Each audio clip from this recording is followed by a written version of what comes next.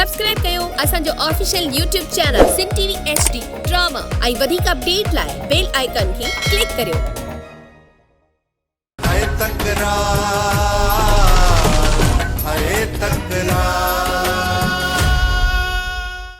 अकबर उतां छॾे काॾे न वञजांइ, मां थोरो नवाब खान सां मिली अचां। खैर में बाबा साईं?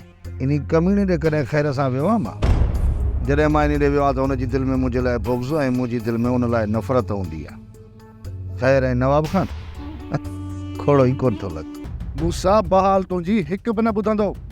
तुंहिंजो वञणु उन पासे फुज़ूल आहे। दुरू दुरू चाचा बावल खे मञाइणो पवंदो।